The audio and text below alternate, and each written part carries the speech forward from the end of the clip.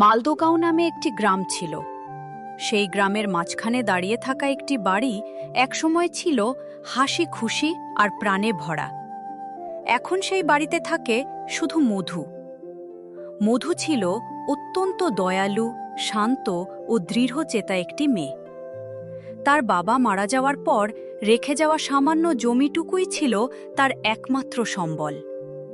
সেই জমিই ছিল তার বেঁচে থাকার আশা, স্বপ্ন আর ভবিষ্যৎ।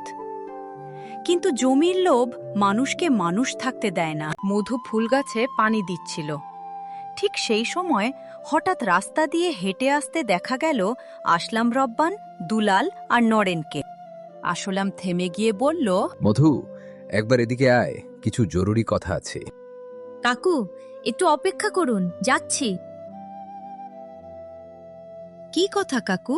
মধু, জমিটা আমাদের দিলে ভালোই হতো, তাই না? জমিটা আমার বাবার, আমি ছাড়বো না। তুই একা মেয়ে জমি সামলাতে পারবি? যাই হোক, জমিতে আমিই থাকবো, কারো লোভে এটাকে ছাড়বো না। মধু, ভাবিস, আমরা যা চাই শেষমেশ সেটা হয়েই যায়। মধু পিছিয়ে দাঁড়ায়। চারজনের হাসিতে স্পষ্ট হুমকি। কিছুক্ষণ পর নীরবতা ভেঙে তারা ধীরে ধীরে সেখান থেকে চলে যায়। ওই দিন থেকে মধু চিন্তিত থাকে আর বারবার তার মা বাবার কথা মনে পড়ে। অন্যদিকে মধুর নীরবতাই যেন তাদের মনে আগুন ধরিয়ে দিল। সেই আগুন থেকে জন্ম নিল ভয়ঙ্কর ক্রোধ, লোভ আর হিংসায় অন্ধ হয়ে তারা চারজন মিলেই এক ভয়াল পরিকল্পনা করল। যে করেই হোক মধুকে পৃথিবী থেকে সরিয়ে দিতে হবে। আজ রাতে মধু যখন বাজার থেকে বাড়ি ফিরবে, তখন সুযোগ বুঝে তাকে পুরনো কুয়োর কাছে ডেকে আনবি। সেখানেই সব শেষ করার ব্যবস্থা করা হবে। ঠিক আছে। মধু বাজার করে ধীরে ধীরে বাড়ির পথে ফিরছিল। সন্ধ্যার আলো প্রায় নিভে এসেছে। চারপাশে অদ্ভুত নীরবতা। হঠাৎই সামনে এসে দাঁড়ালো নরেন। নরেন দাদা, আপনি আমার পথ আটকালেন কেন?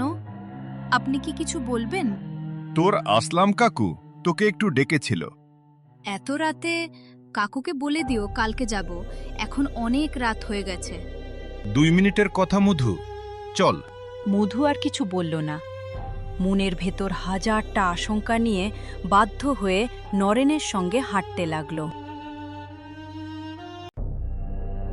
বটগাছের নিচে তিনজন আগেই বসেছিল। নরেন মধুকে নিয়ে তাদের সামনে গিয়ে দাঁড়াল। কাকু আমাকে ডেকেছেন? কি কথা ছিল বলুন, আমি বাড়ি ফিরব। তোমার ওই জমিটা আমাদের লাগবে। আমার জমি ওটা আমি বিক্রি করব না। ওটা তো আমার বাবার রেখে যাওয়া শেষ স্মৃতি। স্মৃতি নিয়ে কেউ বাঁচে না মধু, বাস্তবটা বোঝ। আমি এত বুঝি না কাকু। আমি মরে গেলেও ওই জমিটা আমি বিক্রি করব না। ঠিক আছে, তাহলে এখন মর। এই কথা শুনে মধুর শরীর শিউরে উঠল। তার বুকের ভেতর এক ঝলক ভয় উঠল, কিন্তু পায়ে সরাতে পারল না। ধীরে ধীরে দুলাল এগিয়ে এলো। হাতের ধাতব ছুরি হালকা ঝলমল করছিল অন্ধকারে। এটাই তোমার শেষ মুহূর্ত মধু। আমাকে মেরো না, দয়া করে আমাকে যেতে দাও। মধুর কথা কেউ শুনল না। দুলাল এক মুহূর্তও দেরি করল না। কয়েক সেকেন্ডের মধ্যেই সব শেষ। মধু মাটিতে লুটিয়ে পড়ল। তারা চারজন মধুর মৃতদেহটি অন্ধকারে রেখে চুপচাপ সরে যায়। স্থানটি হঠাৎ নিঃশব্দ হয়ে যায়, যেন কুয়োর গভীরতা তাদের অপরাধের সাক্ষী হয়ে দাঁড়িয়েছে। সেই রাতেই মালদগাঁও গ্রামের আকাশে একটি নিরীহ জীবনের আলো চিরতরে নিভে গেল। 3 মাস পর প্রথম প্রতিশোধ। ঘন কুয়াশায় ঢেকে আছে চারপাশ।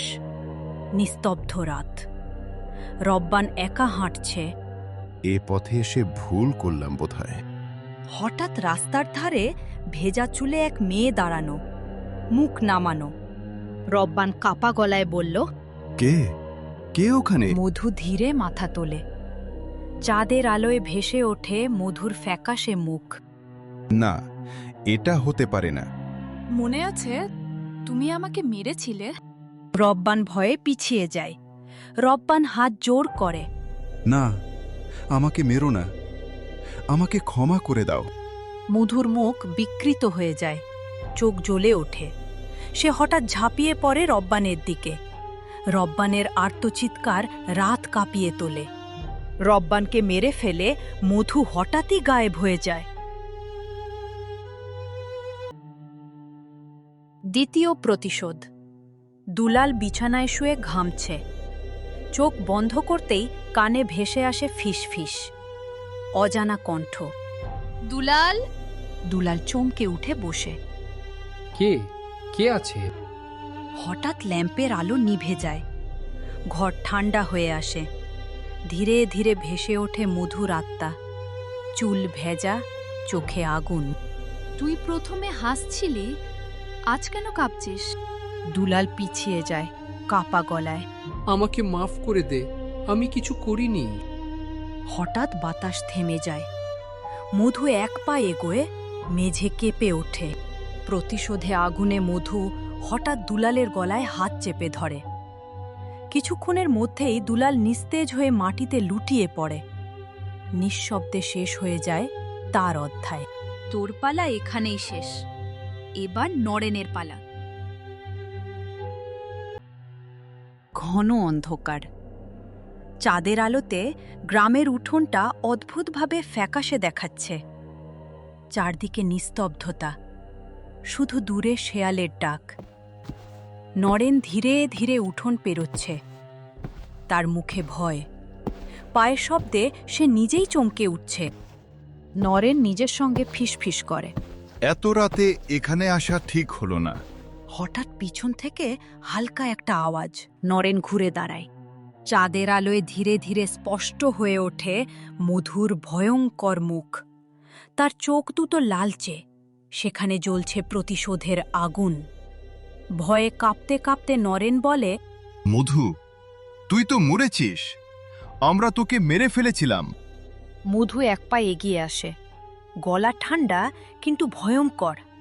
হ্যাঁ নরেন, সেদিন তোরা আমাকে মেরেছিলি, আজ তোর মরার পালা। নরেন হাঁটু গেড়ে বসে পড়ে, কান্নায় ভেঙে যায়। না না মধু, আমাকে ক্ষমা করে দে, ভুল হয়ে গেছে, আমাকে ছেড়ে দে। ক্ষমা? যেদিন আমি কাঁদছিলাম সেদিন তোদের কারো মনে দয়া জাগেনি। আজ দয়া চাওয়ার সময় শেষ। মধু ধীরে ধীরে নরেনের কাছে এগিয়ে যায়। হঠাৎ করেই সে নরেনকে সজোরে একটা বাড়ি দেয়। আচমকা আঘাতে নরেন সামলাতে পারে না, পিছনে ছিটকে পড়ে। মাটিতে পড়েই তার শরীর কেঁপে ওঠে, নিঃশ্বাস থেমে যায়। তোর পালা শেষ, এবার আসলামের পালা। মধুর শেষ প্রতিশোধ।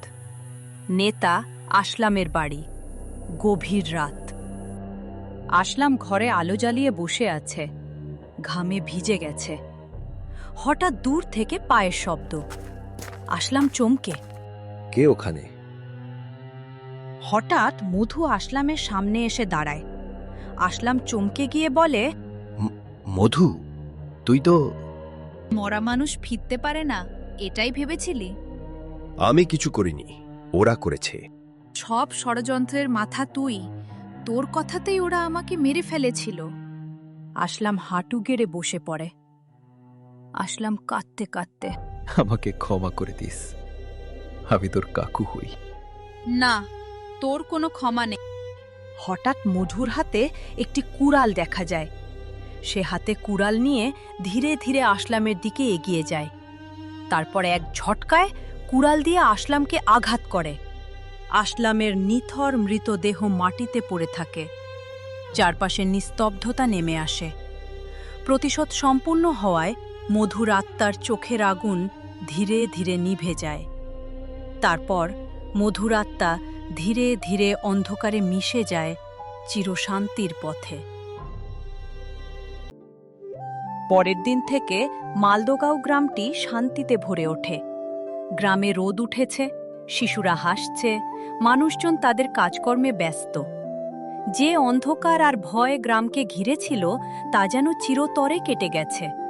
সবাই যেন শান্তির নিঃশ্বাস নিয়ে নতুন করে জীবনের দিকে এগোতে শুরু করেছে।